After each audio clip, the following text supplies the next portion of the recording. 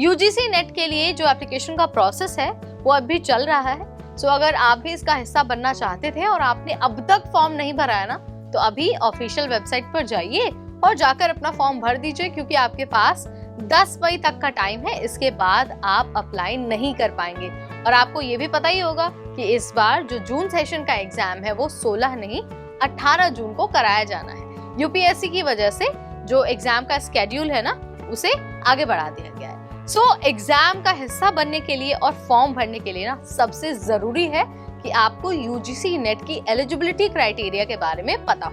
यानी कि आपको ये पता होना चाहिए कि अगर आप इस एग्जाम में बैठना चाहते हैं, फॉर्म भरना चाहते हैं, तो आपके लिए कौन कौन सी योग्यता का होना जरूरी है और क्या अगर आपके पास वो चीजें हैं तो आप योग्य हैं या फिर नहीं है। तो इसीलिए हम ये सेपरेट वीडियो लेकर आ गए हैं, जहां हम आपको बताएंगे यूजीसी नेट के लिए एलिजिबिलिटी क्राइटेरिया और साथ ही आपको एक क्विक रिमाइंडर उसका भी देंगे कि आपको फॉर्म आखिर भरना कैसे है।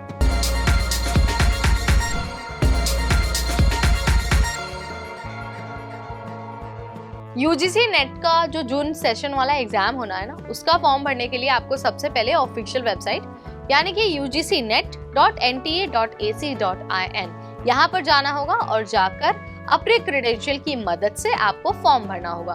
फॉर्म भरने के बाद आपको उसे सबमिट कर देना है और सबमिट करने के बाद उसकी एक हार्ड कॉपी भी अपने पास रख लेनी है। सो ये तरीका हो गया कि आप 10 मई तक अपना फॉर्म कैसे भर सकते हैं।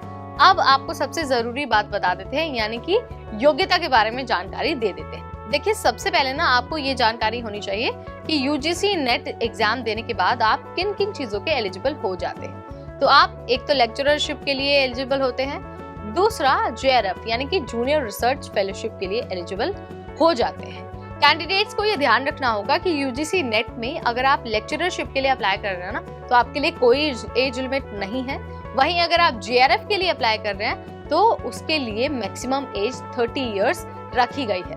वहीं अगर हम शैक्षिक योग्यता यानी कि एजुकेशनल क्वालिफिकेशन की बात करते हैं, तो फॉर्म भरते वक्त आपको ये मेक श्योर करना होगा कि आपके पास पोस्ट ग्रेजुएशन का सर्टिफिकेट होना चाहिए और सर्टिफिकेट होना चाहिए in arts and social science stream, और ग्रेजुएशन का सर्टिफिकेट होना चाहिए ह्यूमैनिटीज में, सोशल साइंसेज में, इलेक्ट्रॉनिक साइंस में, कंप्यूटर साइंस एंड एप्लीकेशन जैसे बहुत सारे फील्ड में। और आपको ये बता देते हैं कि इसमें ना 83 सब्जेक्ट्स के लिए एग्जाम होता है।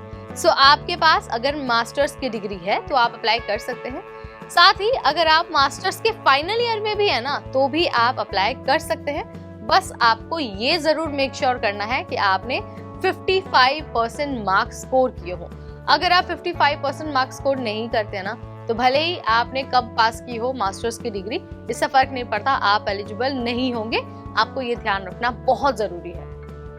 अगर आपको एलिजिबिलिटी क्राइटेरिया की और डिटेल हासिल करनी है ना, तो आप ऑफिशियल वेबसाइट पर जाकर जो इन्फॉर्मेशन का बुलेटिन है ना, वो डाउनलोड कर सकते हैं, वो पढ़ सकते हैं, ताकि आपको कोई डाउट ना रह जाए। हमने पूरी कोशिश की है इस वीडियो के जरिए कि आपको आसान भाषा में बता दें कि आप एलिजिबल हैं या फिर नहीं है। देखिए, वो कैंडिडेट जिन्होंने ह्यूमैनिटीज, सोशल साइंसेज जैसे सब्जेक्ट में मास्टर्स किया हुआ है ना, वो सभी यूजीसी नेट देने के लिए पूरी तरह से एलिजिबल है। बट लेक्चररशिप के लिए मैक्सिमम एज 30 साल है और जेआरएफ के लिए कोई टाइम बाउंड नहीं है, कोई एज लिमिट नहीं है। So this is all about UGC net eligibility criteria.